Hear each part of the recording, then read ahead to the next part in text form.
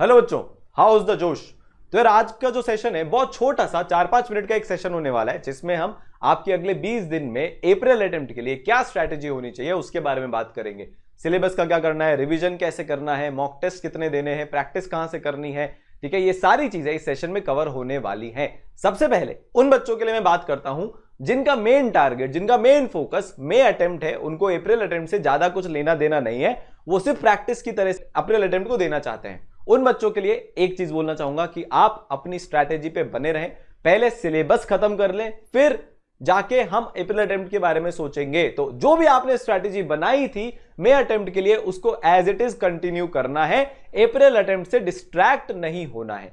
कुछ बच्चे जो मेंस का एग्जाम देने वाले मई में, जो इनका मेन फोकस है, वो सोच रहे हैं कि अप्रैल अटेम्प्ट नहीं देंगे। आपको अप्रैल अटेम्प्ट देना है, जितने अटेम्प्ट है उतने अटेम्प्ट देना है। जिन बच्चों का 99 परसेंटाइल प्लस आ गया है उनके लिए भी बोल रहा हूं, सारे नेशनल लेवल एग्जाम जो हमारे दोनों जेईई मेंस होने वाले हैं अप्रैल और मई के, आपको देने ही देने हैं, चाहे कुछ भी हो जाए, ठीक है। अब स्पेसिफिकली उन बच्चों की बात कर लेते हैं जो मेजॉरिटी बच्चे हैं जो अप्रैल अटेम्प्ट को फोकस कर रहे हैं। सबसे पहली चीज, सिलेबस का क्या करना है। अगर आपका अभी सिलेबस खत्म नहीं हुआ है और बहुत ज्यादा चैप्टर्स बाकी हैं, तो आपको अपना मेन टारगेट मई अटेम्प्ट बना लेना चाहिए अप्रैल अटेम्प्ट की बजाय।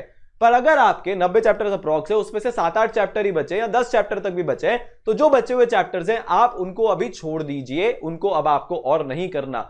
सेम कहानी उन बच्चों के लिए है जिनका सर सिलेबस तो खत्म हो गया है पर कुछ कुछ वीक चैप्टर्स बचे हैं, तो अभी हमको हमारे सिर्फ स्ट्रॉन्ग और मीडियम चैप्टर्स पे फोकस करना है, वीक चैप्टर्स पे फोकस नहीं करना।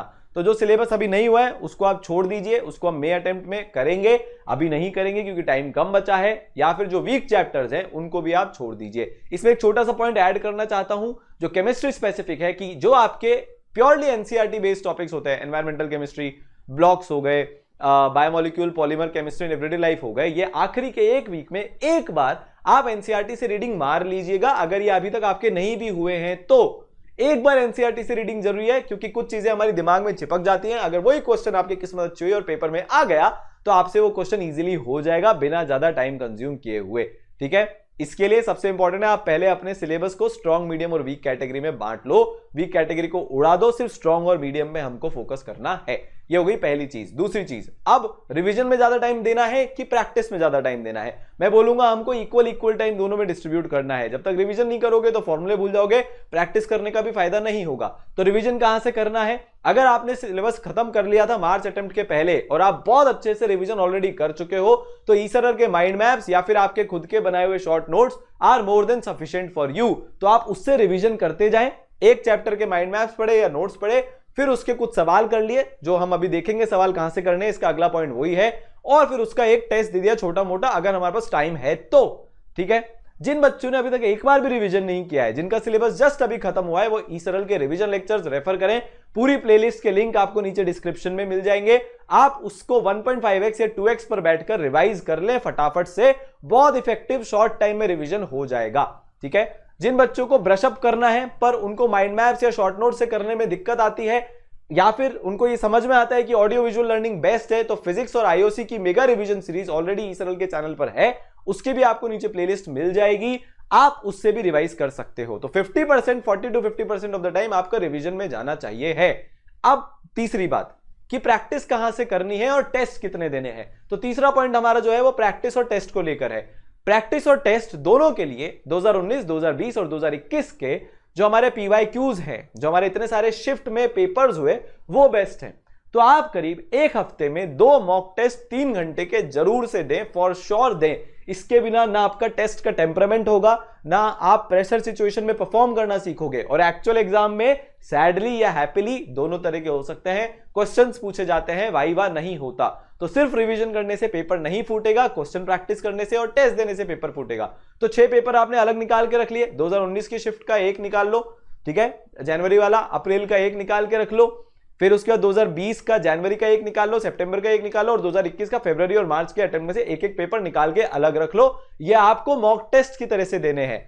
6 में से 3 मॉक टेस्ट जो हैं आप 9 से 12 के स्लॉट में दें, और 3 जो मॉक टेस्ट है वो 3 से 6 के स्लॉट में दें, जब तक एडमिट कार्ड नहीं आ रहा तब तक। एडमिट कार्ड आने के बाद जो आपका टाइम आया है उसी स्लॉट में सारे पेपर्स को देना है, ठीक है। प्रैक्टिस कैसे करनी है, जो आपने प्रीवियस ईयर के जो पेपर्स हैं, जिनको हमने 6 पेपर के अलावा जो मॉक टेस्ट में करने वाले हैं, उसके अलावा के जो पेपर हैं उनको आप अपनी प्रैक्टिस की तरह से यूज में करें। 70-30 रूल जो सारांश सर ने हमको सिखाया था उसको आपको अप्लाई करना है।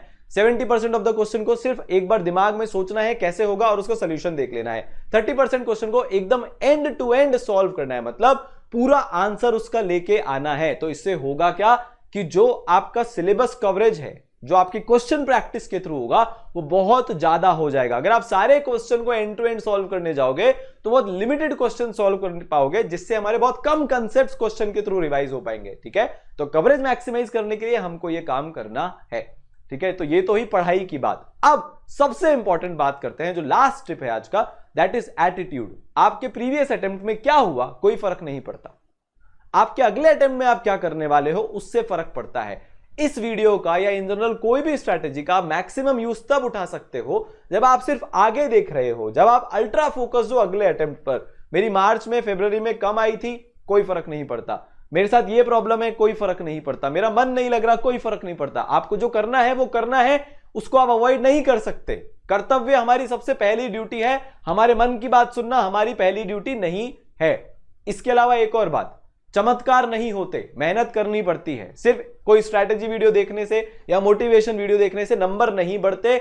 आपको बहुत सारे लोग बोलेंगे ऐसा होता है, बट ऐसा नहीं होता। रिवाइज करने से, प्रैक्टिस करने से, टेस्ट देने से नंबर बढ़ते हैं।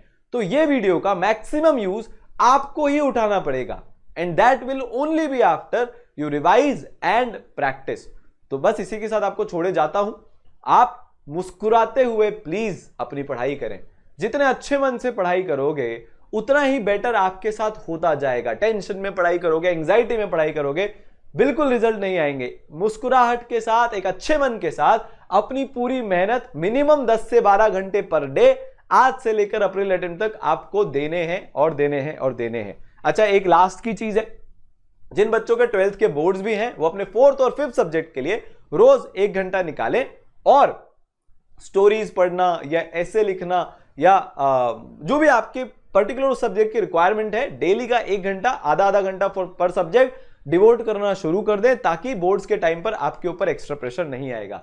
इसी के साथ अपने पथ पर चलता जाऊंगा, चलने में माहिर बन जाऊंगा, या तो मंजिल मिल जाएगी या एक अच्छा मुसाफिर बन जाऊंगा। ऑल द बेस्ट, फोड़ते रहो, मचाते रहो और हां, मुस्कुराते हुए मेहनत करते रहो।